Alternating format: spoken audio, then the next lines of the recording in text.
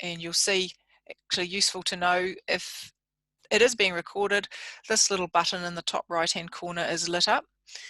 You can change the speaker view. Most people have their, by clicking the button in the top right of your screen, most people have turned off their cameras, which is appropriate with this number of people on the chat. We'll see if we can get to 300 and max out Zoom. Apparently it's got some sort of cap on 300. And anyway, that will use a lot of bandwidth, so cameras off is a good idea.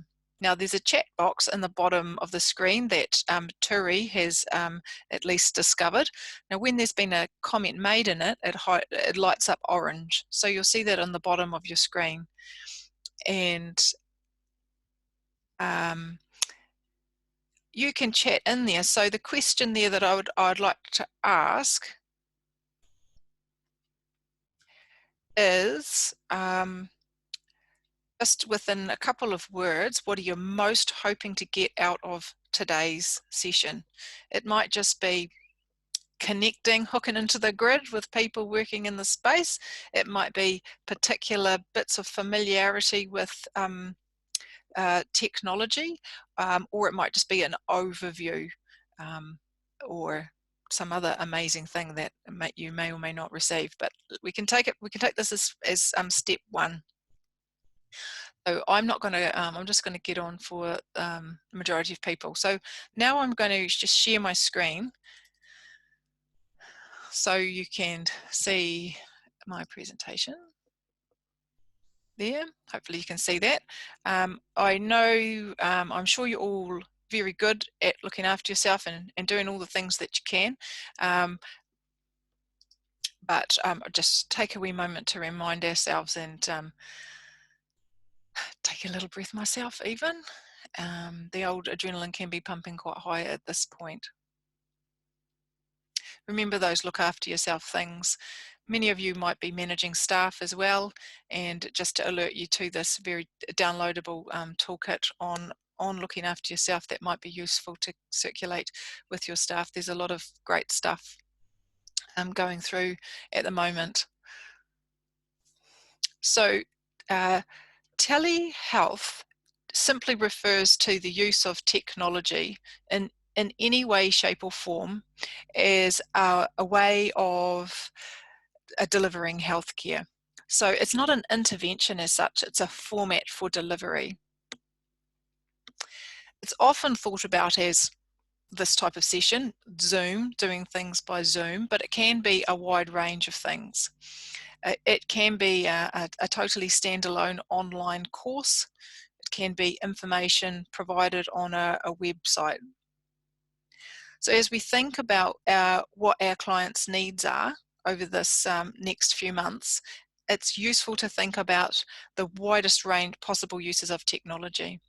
So you might like to take a moment to think about the use of technology in your own life, the ways that you use, wide range of technologies that you use.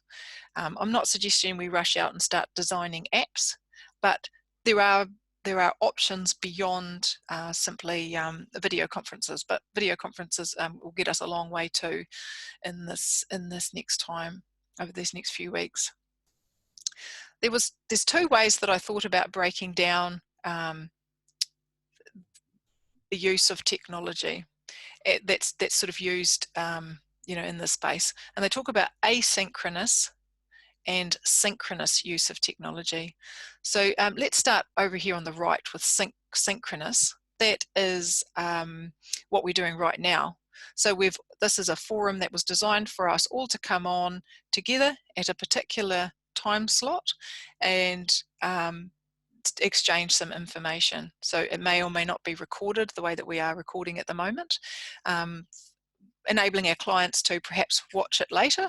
So if we're teaching them a particular technique, for example, we might even be able to enhance usual care by recording that session so they can watch it again later to remind themselves of the techniques or the information. Obviously people with cognitive injuries and stuff, that could be helpful, particularly helpful as well. So there are a lot of options. I've written down Zoom, FaceTime, live stream on YouTube. These are all pretty straightforward technologies to use. In my like out of my work life, I am a reasonable, not exactly technophobe, but it's not really my thing, right? And even I can use these ones. So they're increasingly designed for ease of use, and they're pretty simple to support people to start to use. One thing that we need to think about too is that not everybody is really comfortable with technology. Often our highly disabled, physically disabled populations are extremely good with technology already, because that's a huge way for them to participate in society. But not necessarily anybody, younger than 30 is necessarily really savvy with the technology that you're going to be using. So embedding some training time with the participant, the client, might be something that we need to bed into our first points of contact. So a real advantage of that, it can be done group like we're doing now. So we could think about our parent education group, or whatever our group was. Maybe it was the baby massage group. That may be something that would normally involve a more hands-on, thinking about how that can be delivered in a video conference group situation. But the key thing about it is a sense of personal connection. So you get my emphasis, and my ability to respond to things in the chat, for example, as part and break into discussion sometimes. That's the beauty of this type of scenario.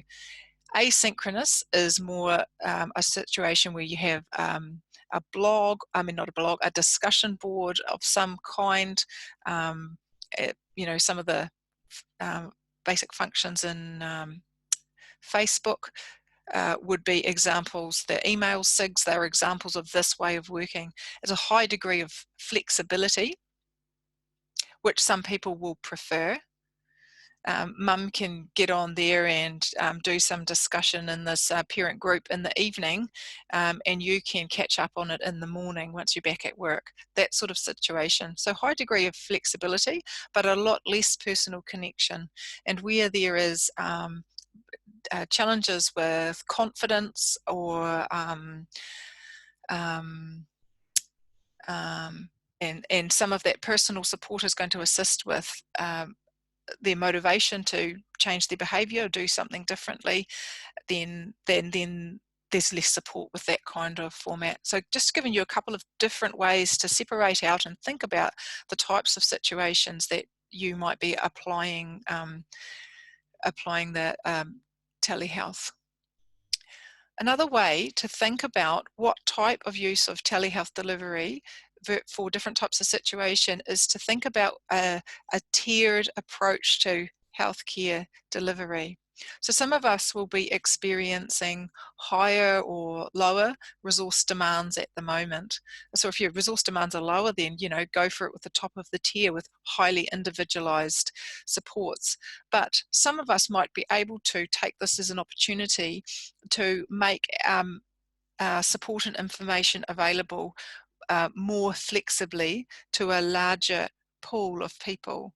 So an example, so if you think about the bottom of the triangle here, these types of interventions this applies to any type of health care, public health delivery, by the way. The bottom of the pyramid is a lot of your population health strategies and facts, like the 5 Ways to Wellbeing mental health program, right? That just goes out to the whole population, that information, and people independently access that and use it. What might that be in your service? An online repository of information that is easily accessible to people, that is low investment for you. There is obviously investment in designing that page and putting those resources up, but then you can reach a wide range of people with relatively little contact. So there's telehealth options there, but it does require quite a high degree of motivation and technology and health literacy from the consumer or the client to make use of that information. The second tier, which is where many of our services are at least starting to target, they're either targeting at this level or above, is specialist services.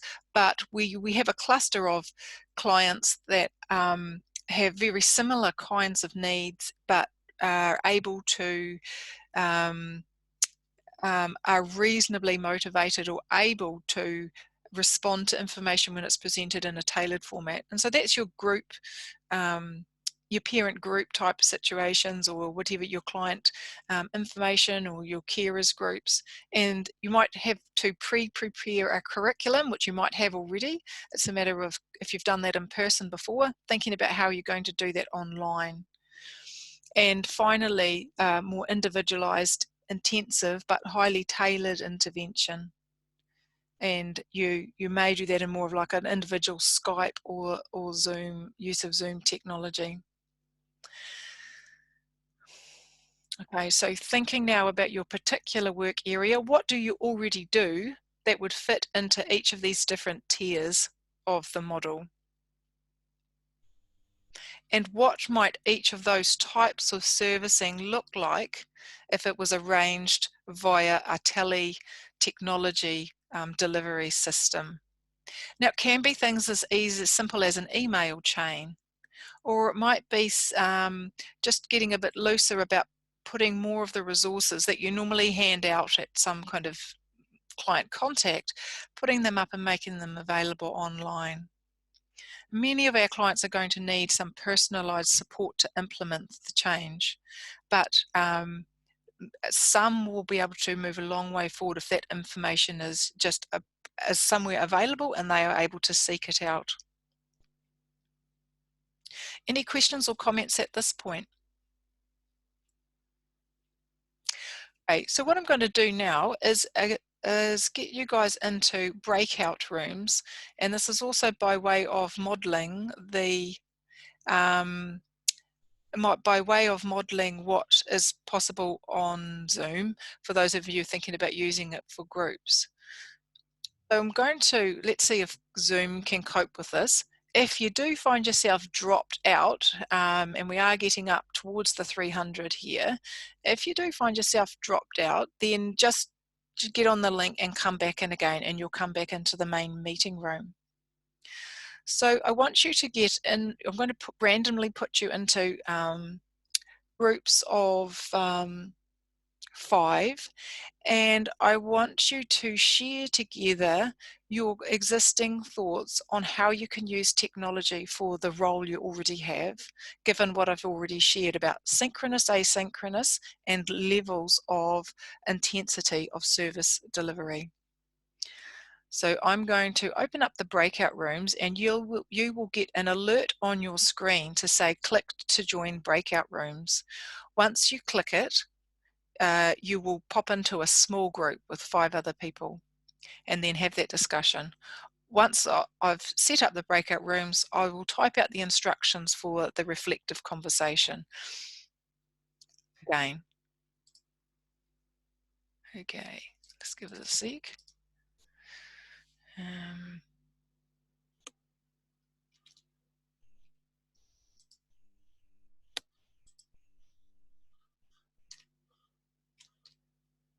Oh, maximum, oh no, that's cool, maximum 50 rooms. There we go. Create rooms, open all rooms. You'll now have the alert somewhere on your screen, looking bright for you.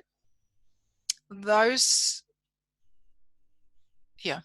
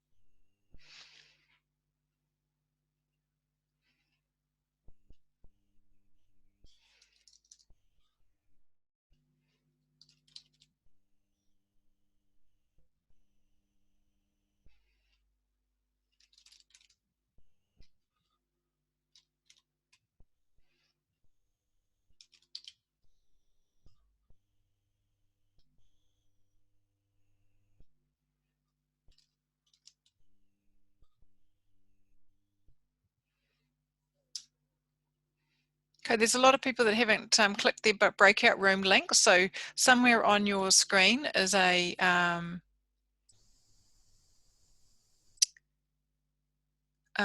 invitation to the groups. Record again. What I'd often ask people to do is share ideas and discussion in the small group and then share them again back in the large group.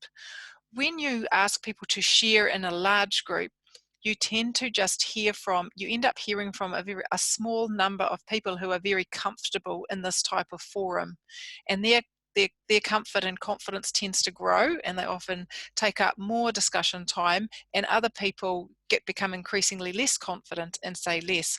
So one strategy to kind of compensate for that is to encourage people to share in a small group first, using something like a breakout forum.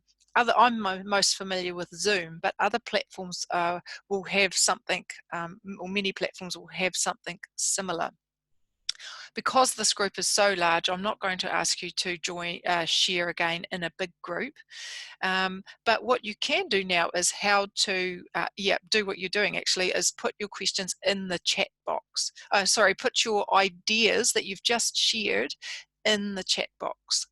So you can read the chat box and look out for the different ideas that people are thinking of using or have successfully used for a tele delivery. So while you're sharing your collective wisdom there, I'm just going to go through a couple of more bits of information that meets several of the things that were raised in the chat earlier about what you wanted to get out of today, and then we'll go individually over the things that are not covered. So just by way of example of whole population forums via telehealth are things like the Triple P and Incredible Years parenting program online course. So they are delivered with no engagement with the health professional, and somebody individually signs up for it and takes themselves through a self-study course, and that will get many people a long way. So there are some links to those. And then there are more tailored approaches for specialist groups where there's maybe a little bit of individual or small group coaching that's done alongside it. So there's an intervention called Bright Coaching, where it's designed for parents of children with neurological impairments, where out of Canada, and the parents complete a curriculum as a first step, which involves setting goals. They independently complete this curriculum, and then they engage in some intermittent, individualized coaching around things that they're trying to achieve their goals.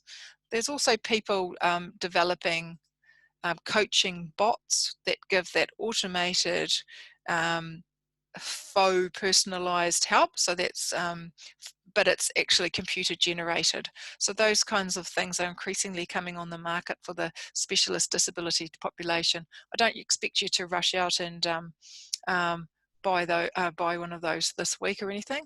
I could. I don't want to do a marketing thing, but I'm basically showing you this to show how little I have researched and studied in this area, basically, but a kind of a range of topics around the pediatric and physical disability populations, and all New Zealand specific, which might be of some perceived relevance there. And some of my co-authors are on today's thing. So from those experiences in those studies, I just wanted to share a couple of the things that I've picked up, and it's been the situation where I've been the observer rather than the therapist, the observer researcher looking in at the data rather than the person trying to work in space. And so some of my research in relation to coaching has been hearing from therapists as they've implemented a kind of parent coaching or client coaching intervention, and their experiences of implementing that in telehealth. Other experiences have been people with high levels of physical disability seeking complex wheelchair and seating. So a kind of a style, an area of practice where there's quite a strong tradition of hands-on assessment and involvement in the delivery of care, and the other with inpatient consultations, outpatient consultations for medical care delivered via telehealth. Now, a couple of things are common across each of those types of studies. Number one, clients are generally a lot more enthusiastic about telehealth than health professionals are. A really common response from consumers is, why has it taken so long for health professionals to get to this? And of course, we're all hyper aware of privacy considerations. And many of us are working to registration or organisational guidelines around privacy. Now, there's been rapid change in that space. If you haven't caught up on the memos from ACC, I know the OT Association has put out reminders and updates lately. And many of the DHBs are also ramping up and extending their telehealth delivery. At the moment, we've got the situation where it's that or nothing for many people, and something's usually better than nothing. So the client enthusiasm is higher than ever. So it certainly, as us moving into this field, is a very good time to practice and give it a go because people are very accommodating at the moment. The expectation is fairly low. Something that has come up in a couple of the studies is that one of the things that clients really appreciate, well, the main thing that they appreciate is higher accessibility. So it's easier for them to get to treatment when it's delivered via telehealth.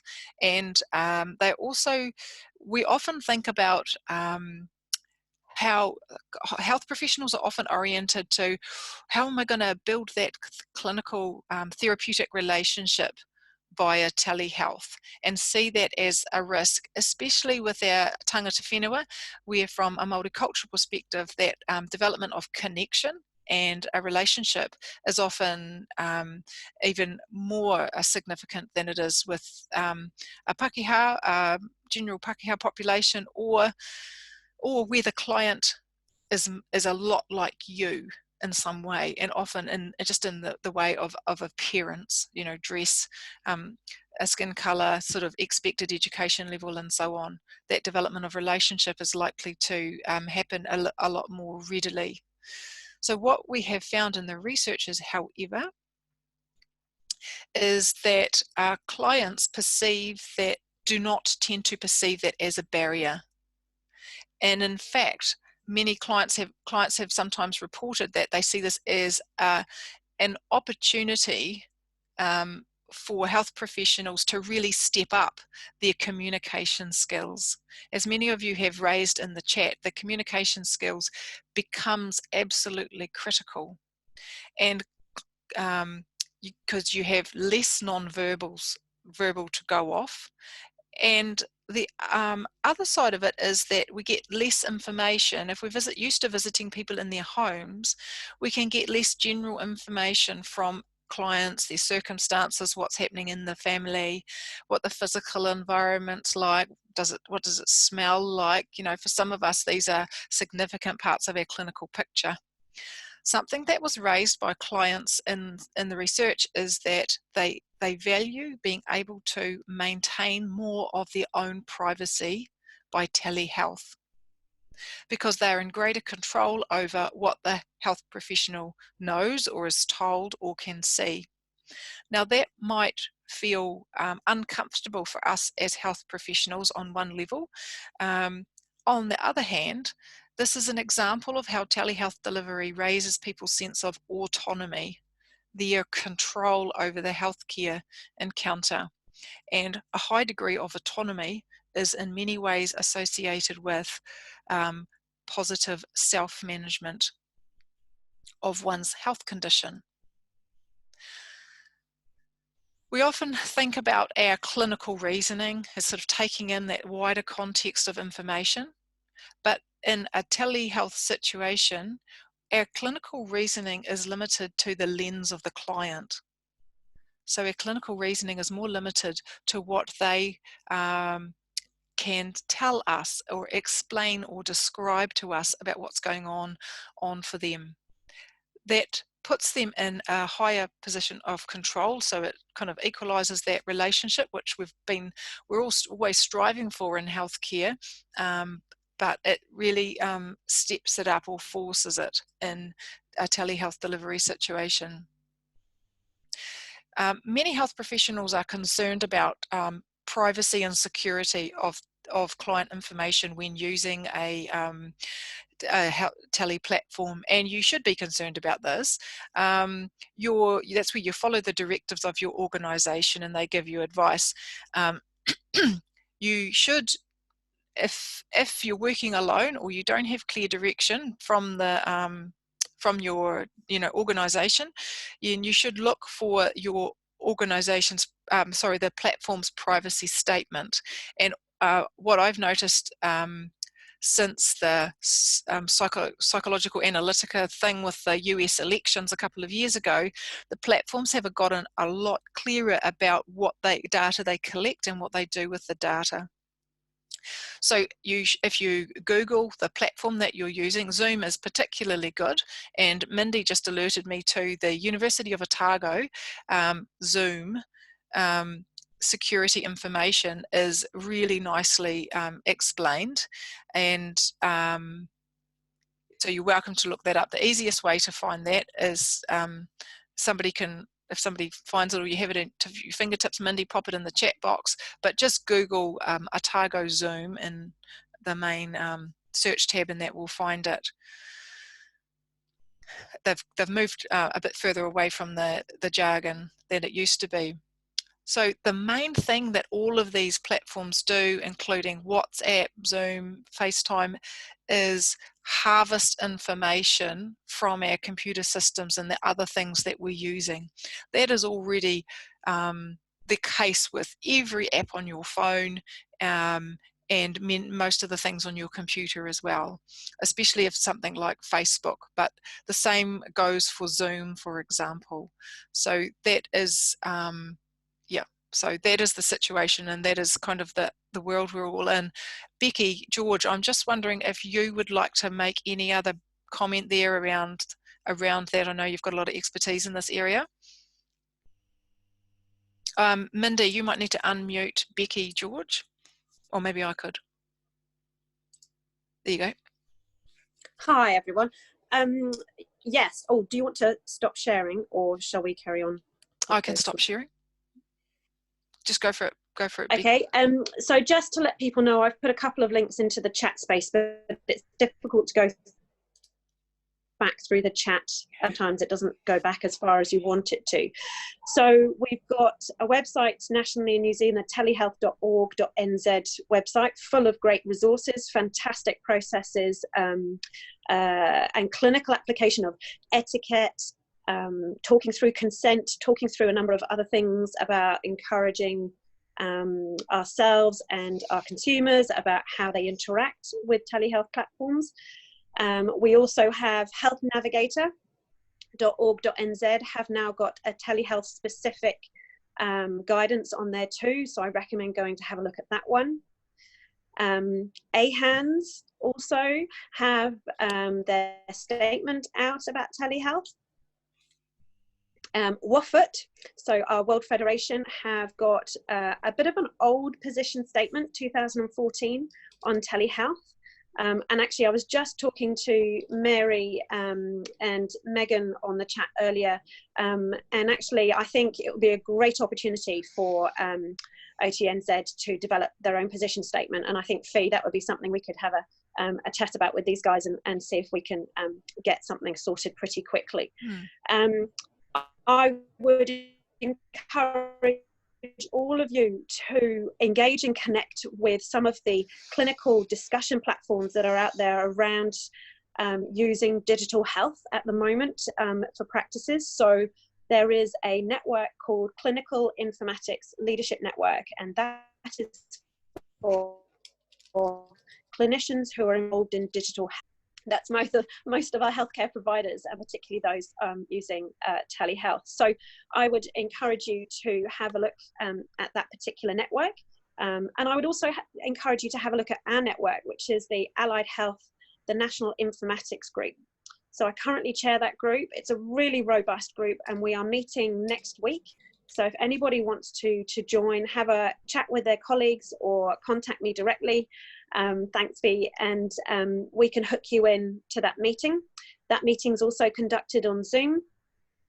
And we're going to be sharing a lot of examples next week about how it's been working for each other and what other digital health ideas are out there in our current context, really. Yeah. One of the other things that I was going to say is that the phone is often discounted by ACC funding, and I think this is an opportunity to really push the fact that telehealth is telecommunications, and like Fee was saying, you know, regardless of how one communicates with the patient, this is about the worth of our and value of our expertise being conveyed to the people that we're having contact with. And so this is really key at this time to record things like PREMs and PROMs, so about patient experience and patient outcome measures, using these methods of delivery, because this is the time that we can start to gather evidence around ensuring that these are successful methods for conducting our clinical activity. Thank you. Thanks, Fee. Nice one, Becky. I've just added into the session rating scale, which is a more numeric way of doing it rather than satisfaction, not satisfaction with the service, but judgment on the quality of the session that's just been had. It's available freely on the internet, and it is several steps up from just doing a satisfaction survey of clients, and they'll say, it was great, because otherwise I would have had nothing, which we already know. Awesome. I have lots to check out there myself from Becky's sharing, but the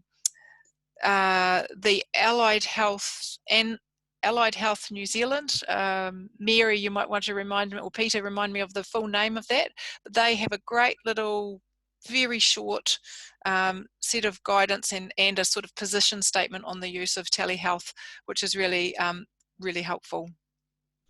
One of the things that Becky alerted me to that I haven't mentioned yet is something that is an essential step in the procedures from a lot of these organisations about telehealth is explicitly checking consent for the session via telehealth at the start of the session, and explicitly checking identity, and you know, might be name, address, date of birth, and so on at the start of the session. Obviously, there's a lot more vulnerability to kind of getting that wrong, or there being some confusion in that moment. And the phone, of course, not to be discounted. Many of our clients are on you know, limited data plans, although I understand some of the telecommunications have made everybody unlimited at the moment.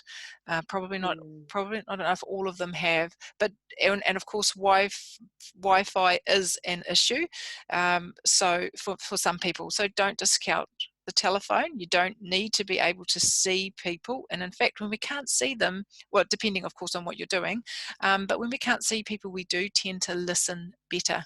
It's like a muscle, you'll get better with it the more that you do it.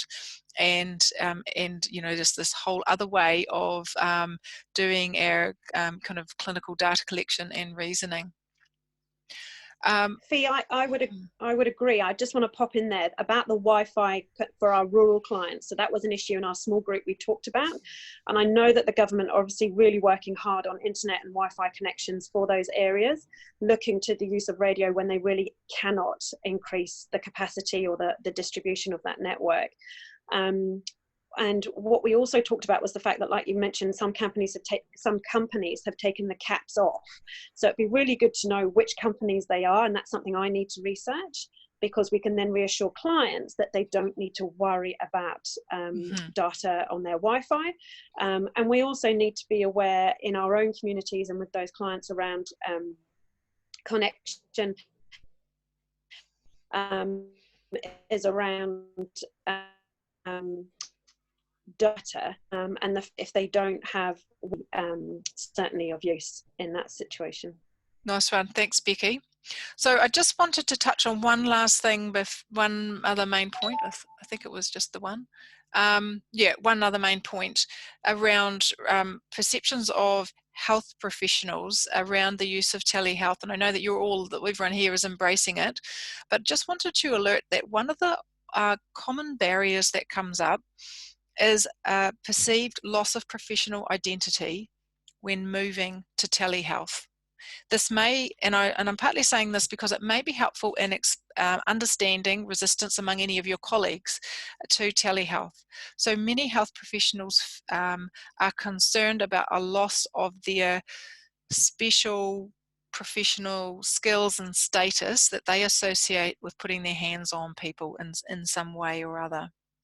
So it's about supporting people to reframe their expertise when undertaking their clinical assessment and intervention through what the client will share with you. So the expertise and the skill very much comes down to our communication, because that's what we've got. So that's kind of all we've got when we're working from a telehealth perspective. If the other source of anxiety for health professionals has been anxiety about how to use the technology. So everybody's sort of pushing through that fear at the moment, I can see, but it's worth breaking that down for ourselves. So separating out what you need to know about that technology from what does this intervention that I'm used to delivering, and I know is evidence-based for this client group, what does that look like from a telehealth delivery format? We can't assume that all the interventions that we are used to using translate well to video conferencing. And it might be a time that we need to go back to the research literature, make up our PICO questions. Somebody might like, who knows what that is, might like to put it into the chat box. Think about our PICO questions, and for this population to achieve this outcome, what is some of the best interventions available, recommended, and which of those can be delivered via a tele-delivery format. So it might mean not using some of the things that we've had in our toolkit and using other types of things. So it does lend itself, telehealth, to more, you know, education-oriented and coaching style interventions. So that if you're used to doing a lot of advice giving, that research suggests that just purely giving advice doesn't tend to work that well in interventions, even in person, to change health behaviours, but it works even less well via telehealth, because you kind of have less weight of personality in a telehealth forum. And so we're really looking at ways like, how can I engage the client in the deciding about the relevant information here and the choice of behavior that they're going to make, rather than it coming from us just telling them what they should do, or just working out what our recommendations to them are in this one-way style that many of us were trained in. We're really looking for that engagement and involvement, sort of think motivational interviewing, coaching, the act of engagement in the discussion. If you've just talked to them for the last hour, then they're very unlikely to go away and do anything differently. There are people around the country that have quite a lot of specialty in telehealth, and that might be useful to compile in your particular area. And I know that all the people here come from widely different areas. I'm thinking of, you know, the wheelchair and seating assessment. Sally Wallace and Rachel Brown, for example, within the OT, the wheelchair and seating community, have already been doing a lot of tele-based delivery. The other thing to think about is along the pathway of care, you know, the many steps of task and role that you have to do with that client. Which of those steps could be done by a telehealth, and maybe which couldn't? And so what we're really wanting to do is really narrow down that, could I possibly do this bit so that by telehealth, so that if I do actually have to literally put my hands on somebody to feel, you know, tonal changes or something, then that is just as absolutely minimal as it can be. So thinking about that. pathway of care the client goes through with you, and making as much of that remote, so to minimizing those contacts, absolutely, and even with that individual encounter, reducing and minimizing contact. On a technical note, Fee, just to help people, is that if they're looking at any one particular platform, and for example Zoom might well be one of those, that the browser sites on a computer, the website of those platforms, will regularly have little videos and clips of how to do and how to operate technically those platforms. And I would encourage you all to go and have a look at those. We discussed Teams and Zoom in our small group, both of which are great platforms, mainly because all the consumer has to do is a one-click access. And at the moment, that seems to be predominantly and logically the best type of platforms to be providing to our consumers, is that they need to be a one-click access. We don't want our consumers to have to download an app. We don't want to have to go through the whole rigmarole of setup. We need this process to be fluid for them. And so a great way of doing that is as you start to kind of emerge into kind of deciding which platform practice. There's often those platforms, so practice with colleagues and work out which platform works for you best. Have a discussion with your leadership teams, whoever that might be, and just have a chat through the pros and cons, so that you can have a decision about that. And I think it's really worth doing that, so that you start to get comfortable and you can have a sense of ownership around and a preference around the platform that you use. So as you're making your first steps, thanks Becky, is keep it simple, take baby steps. There are, I think that's probably enough for today, but there are a range of, there's another layers of things that if you were doing this long term that you could do and use. I think someone's asked a question about recording sessions. Again, this is something to discuss with the individual client or the group that you're working with, and just ensure consent, absolutely, and consent, and let them know when you've turned it off as well. I will probably, I was just thinking, where am I going to put this recording? I can't email it round because it will be too big.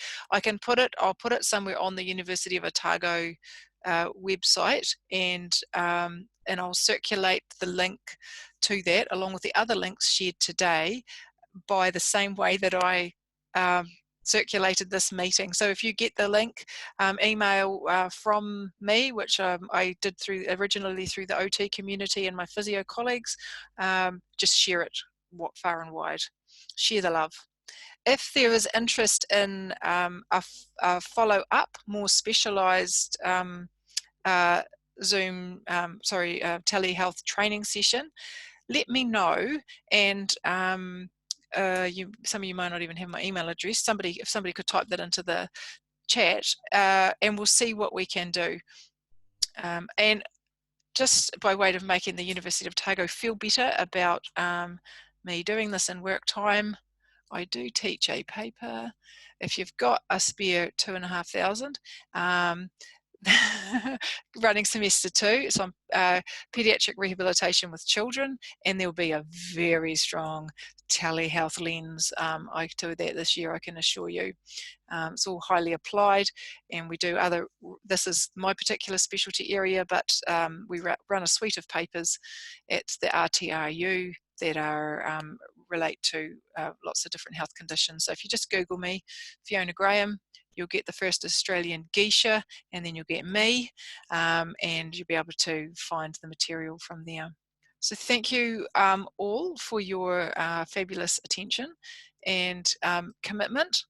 Look after yourself, can I just say, and I will give you the opportunity to pop off now. I'm just thinking, Mary, if Mary would like to say anything in particular through the OT, through OT Registration Authority. Mary may not be able to speak, potentially. Mary cannot speak. I've lost Mary. No, otherwise, I've got a couple of minutes if anybody wanted to share a comment. Otherwise, Oh no, I might be able to now. Oh, there you go. Oh yeah, I'm done. Yeah, I don't know. I can't add too much more, but I just wanted to say the OT board is receiving advice. We've got stuff this morning that we'll be distributing this afternoon about using emergency, HPCA legislation to act and essential service provision.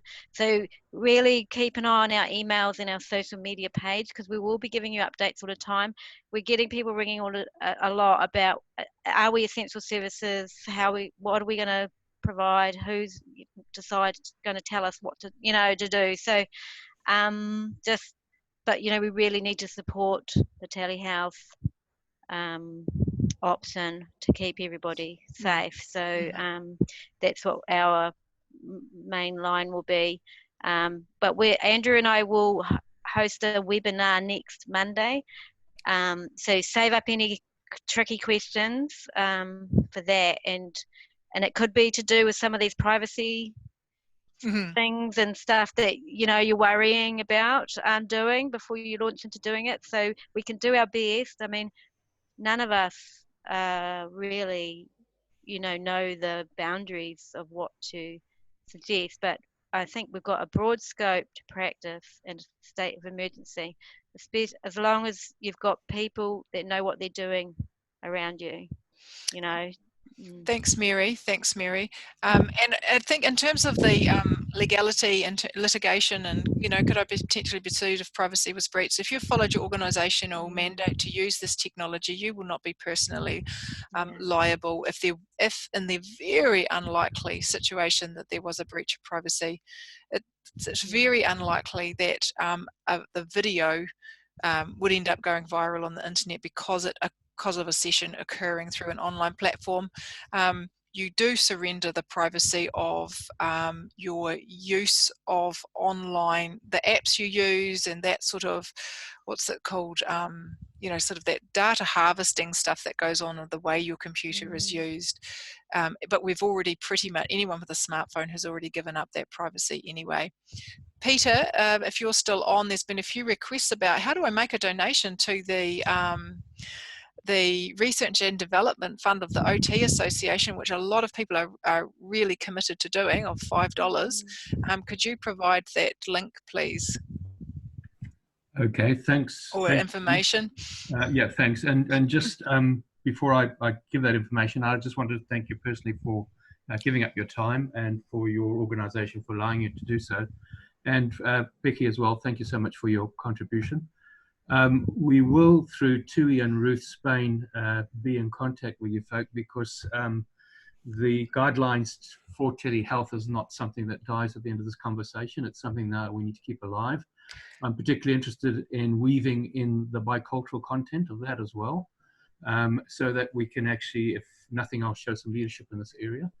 Peter, I'm just, thank you for that. Some people are starting to pop off, so we want to, are you able to put in the chat box how they make a donation?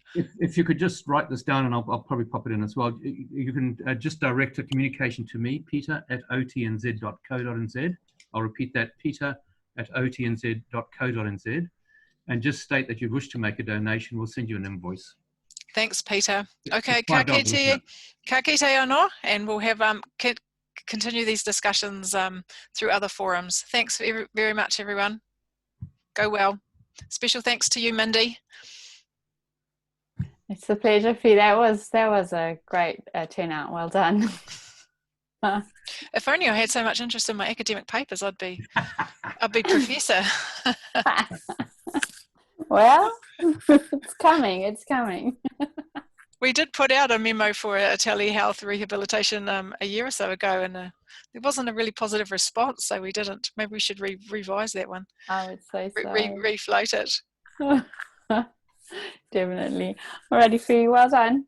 Cheers, Mindy. Bye-bye. Catch you later. Bye-bye.